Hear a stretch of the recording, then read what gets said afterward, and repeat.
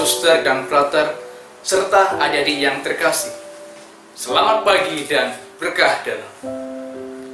Dimanapun saudara-saudari berada, saya berharap semoga hari ini saudara-saudari memiliki kesehatan yang baik, hati yang damai, dan semangat yang berkobar-kobar.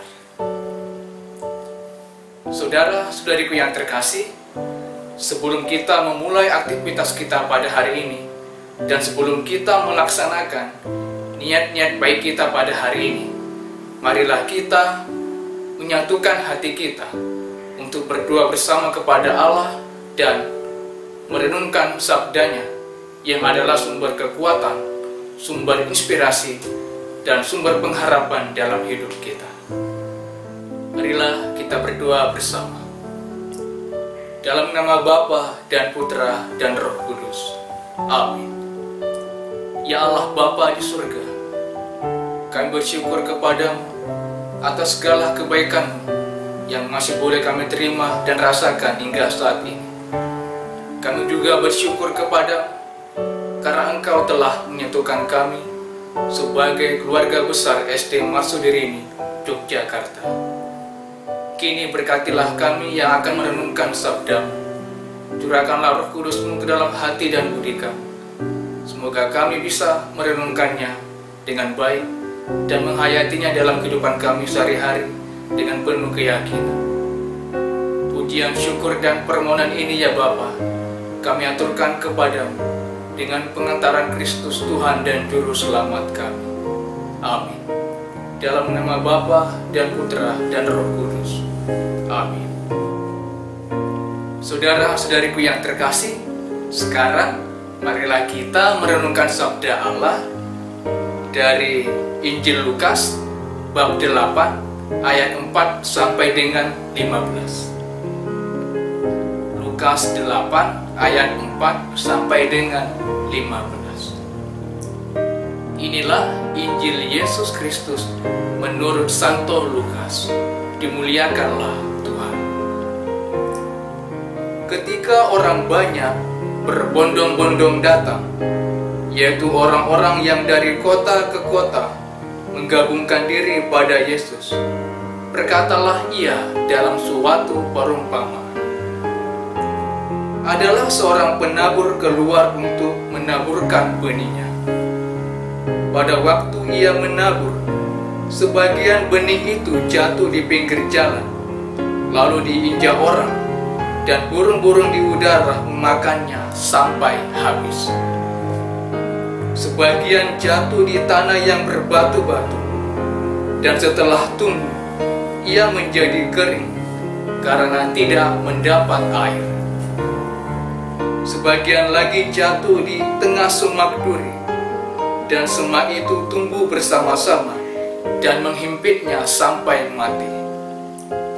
Dan sebagian jatuh di tanah yang baik, dan setelah tumbuh berbuah 100 kali lipat. Setelah berkata demikian, Yesus berseru, "Siapa mempunyai telinga untuk mendengar, hendaklah ia mendengar." Murid-muridnya bertanya kepadanya, "Apa maksud perumpamaan itu?" Lalu ia menjawab, "Kepadamu diberi karunia untuk mengetahui rahasia kerajaan Allah, tetapi kepada orang-orang lain hal itu diberitakan dalam perumpamaan, supaya sekalipun memandang mereka tidak melihat, dan sekalipun mendengar mereka tidak mengerti." Inilah arti perumpamaan itu. Benih itu ialah firman Allah. Yang jatuh di pinggir jalan itu ialah orang yang telah mendengarnya. Kemudian datanglah iblis, lalu mengambil firman itu dari dalam hati mereka, supaya mereka jangan percaya dan diselamatkan. Yang jatuh di tanah yang berbatu-batu itu ialah orang yang setelah mendengar firman itu menerimanya dengan gembira, tetapi mereka itu tidak berakar. Mereka percaya sebentar saja dan dalam masa pencobaan mereka murtad. Yang jatuh dalam semak duri ialah orang yang telah mendengar firman itu, dan dalam pertumbuhan selanjutnya mereka terhimpit oleh kekhawatiran dan kekayaan dan kenikmatan hidup, sehingga mereka tidak menghasilkan buah yang matang. Yang jatuh di tanah yang baik itu ialah orang yang setelah mendengar firman itu menyimpannya dalam hati yang baik dan mengeluarkan buah dalam ketekunan. Demikianlah Injil Tuhan. Terpujilah Kristus. Bapak Ibu, para guru dan staf, para suster dan frater, serta adik-adik yang terkasih.